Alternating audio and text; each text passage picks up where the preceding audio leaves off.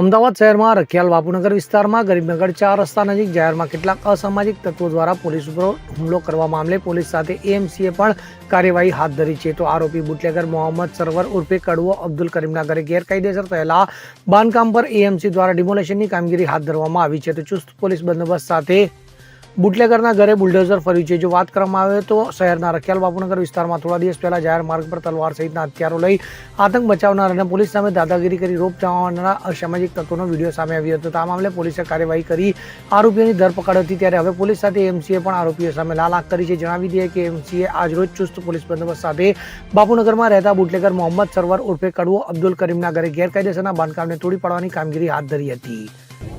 Corporation દ્વારા સર્વે કરી અને જે 18 તારીખે બનાવ બન્યો હતો એ કામનો એક આરોપી સરવર કડવો છે. એનું મકાન છે, પાકું મકાન છે અને ગેરકાયદેસર બાંધકામ કરેલું છે. જે બાબતે કોર્પોરેશને પોલીસ પાસે બંદોબસ્ત માગ્યો છે અને આજે પોલીસે ડિમોલેશન માટે બંદોબસ્ત આપ્યો છે અને ડિમોલેશનની કાર્યવાહી ચાલુ થઈ રહી છે.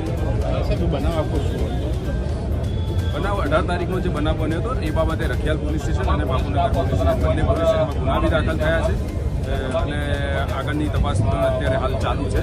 અને આ આરોપી વિરુદ્ધ અગાઉ પણ શરીર સંબંધી 22 જેટલા ગુના દાખલ થયેલા છે. એની 4 વાર પાસા કરેલી છે. અત્યારે અમારા ઝોન 5માંથી બંદોબસ્ત 400 જેટલા પોલીસ અને અધિકારીઓ બોલાવવામાં આવેલા છે. આટલી ભારી માત્રામાં પોલીસ બંદોબસ્ત રાખવા પાછળનું કારણ પોલીસને કંઈક લાગે છે કે ઘર્ષણ થઈ શકે છે? એવું નથી, પણ પ્રિકોશન રૂપે જરૂરી છે કે કંઈ બનાવ બને એના કરતાં બંદોબસ્ત રાખીએ અને આપણે કાર્યવાહી કરીએ તો કોઈ પ્રત્યાઘાત પડે નહીં ને કોઈ બનાવ નીચેની બનાવ બને. એક જ જગ્યાએ ડિમોલેશન છે કે પછી ચાલી? ના, આજે એક જ જગ્યાએ બંદોબસ્ત. સર, અત્યાર સુધી કેટલા આરોપીના ઘરે આની કાર્યવાહી કરવામાં આવી છે ગેરકાયદેસર? અલ્તાફ અને ફઝલની અકબરનગરના છાપરા છે, ત્યાં એના મકાનો હતા, 6 મકાન હતા. એ મકાનો ડિમોલેશન કરવામાં આવ્યું. સર્વરનું જે પાકું મકાન છે એટલે કેટલા માળનું છે, કયું ગેરકાયદેસર છે, કેટલો ભાગ તોડવામાં આવશે? એનું મકાન 3 માળનું છે અને એ કોર્પોરેશન દ્વારા જેટલું ગેરકાયદેસરનું બાંધકામ હશે એ કોર્પોરેશન દ્વારા તોડવામાં આવશે. બાપુનગર પોલીસની સાથેની ગેરવર્તણૂકનો એક વિડીયો 18 તારીખે બહાર આવ્યો હતો. ત્યારબાદ એક એફઆઈઆર નોંધવામાં આવી. એ ગુનાની અંદર જે આરોપીઓ હતા જેમના મકાનો મ્યુનિસિપલ કોર્પોરેશનની જગ્યામાં, તમામ મકાનોને કોર્પોરેશનની જગ્યામાંથી દૂર કરવામાં આવ્યા છે. આ એક જે મકાન હતું, જે મકાન વ્યક્તિગત માલિકીની જગ્યામાં બનેલું હતું, પરંતુ પ્લાન પાસ વગરનું અને પરવાનગી વગરનું બાંધકામ હોય, જીડીસીઆર મુજબ તેમજ મ્યુનિસિપલ કોર્પોરેશનના તમામ ધારાધોરણોને અનુસરીને નોટિસો પાઠવીને આ જે બાંધકામ છે, બિન પરવાનગીનું બાંધકામ છે અને દૂર કરવાની કામગીરી આજરોજ કરવામાં આવી રહી છે.